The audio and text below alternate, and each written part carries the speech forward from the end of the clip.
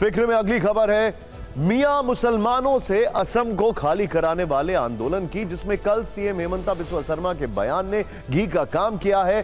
कल हेमंता ने कहा था कि वो कुछ भी करेंगे लेकिन असम को मियां भूमि नहीं बनने देंगे। आज हेमंता के उस बयान पर जबरदस्त राजनीति देखने को मिली है। 22 अगस्त को नगांव में एक नाबालिग लड़की से दुष्कर्म के बाद असम के 30 संगठनों ने सरकार को असम को मियां मुसलमानों के से खाली कराने का 7 दिन का अल्टीमेटम दिया था।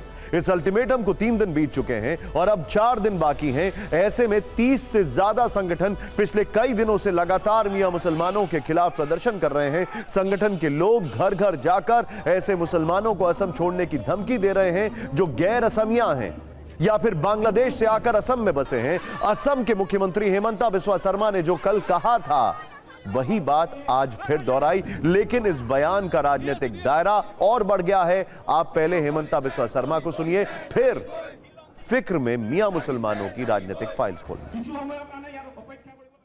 এটা ডাঙৰ কথা ৰফিকুল সাহেবে কলে আৰু দেৱব্ৰত শইকীয়াই কলে যে লোৱাৰ আসামৰ পৰা মানুহ আপাৰ আসামত যাবই।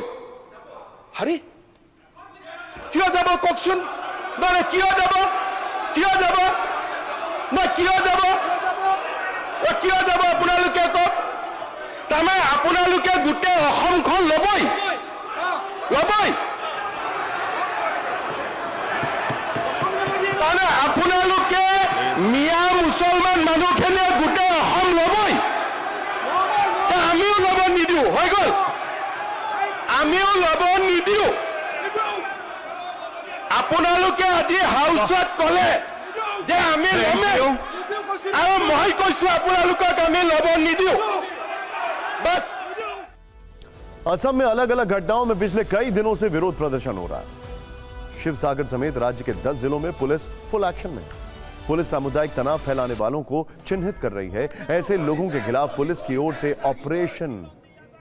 ऑपरेशन बॉन्ड शुरू किया गया, जिसमें भारतीय न्याय संहिता की धारा 164(1) के तहत नोटिस जारी हो रहे हैं। जिन संस्थाओं को नोटिस भेजा गया है उनमें वीर लचित सेना, जातीय संग्रामी सेना, अखिल असम अनुसूचित जाति भी शामिल है।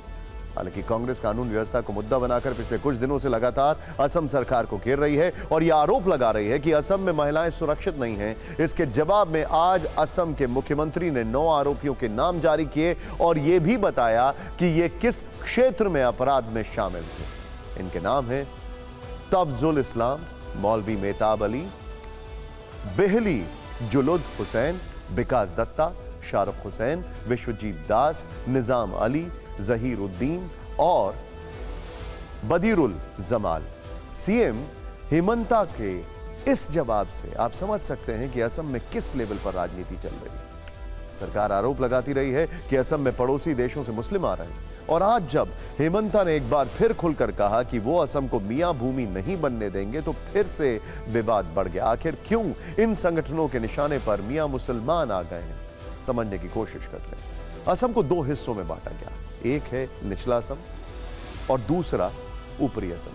रिपोर्ट्स के मुताबिक निचले असम में बांग्लादेश से आकर बसे मुसलमानों की तादाद ज्यादा है और अब ऊपरी असम में भी प्रदर्शन करने वाले संगठनों को गैर असमिया मुसलमानों के पहुंचने का डर सता रहा है। इसे लेकर 2022 में असम कैबिनेट ने 40 लाख असमिया मुस्लिमों की पहचान की। असम कैबिनेट ने गोरिया, मोरिया, जुलाहा, देसी और सैयद मुसलमानों को मान्यता दी। असमिया बोलने वालों की संख्या असम की कुल आबादी का 37% है, जबकि गैर असमिया मुस्लिमों की संख्या असम में 63% है। 2011 की जनगणना के मुताबिक असम में कुल मुसलमानों की संख्या 1 करोड़ से ज्यादा है, जबकि 2022 में असम कैबिनेट ने असमिया भाषी मुसलमानों की संख्या 40 लाख बताई है। असम सरकार के मुताबिक असम में 60 लाख से ज्यादा बाहरी मुसलमान हैं। इन्हीं मुसलमान को असम में मियां मुसलमान कहा जाता है। इनका असम की 30 विधानसभा सीटों और 6 लोकसभा सीटों में बड़ा असर माना जाता है।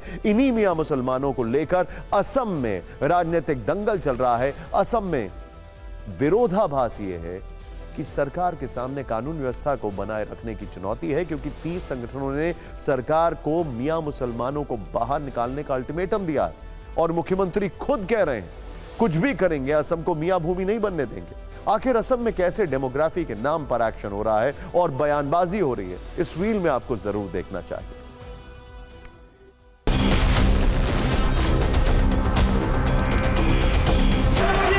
আপোনালোকে মিয়া মুছলমান মানুহখিনিয়ে গোটেই অসম ল'বই, আমিও ল'ব নিদিওঁ, হৈ গ'ল।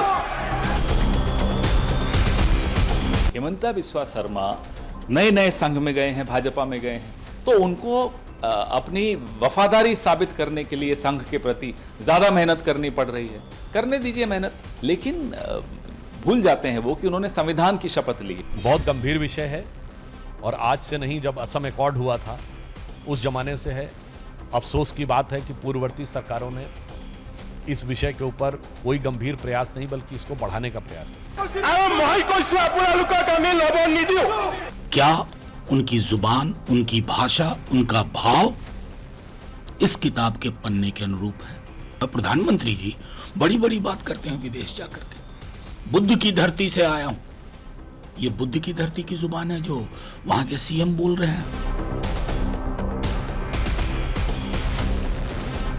अब क्यों हिंदू और मुसलमान, आप क्यों जाति और जाति का साथ संघर्ष लगाने के लिए, युद्ध लगाने के लिए, सिविल वार लगाने के लिए क्यों कोशिश कर रहा है? तुम बंद करो ये सब। तुम फेल हो गया के? The problem with Himanta is that Himanta spreads hate. Himanta doesn't want to rule or serve the people of Assam. He wants to be the topmost hater who is good towards RSS. Assam has never accepted this kind of politics.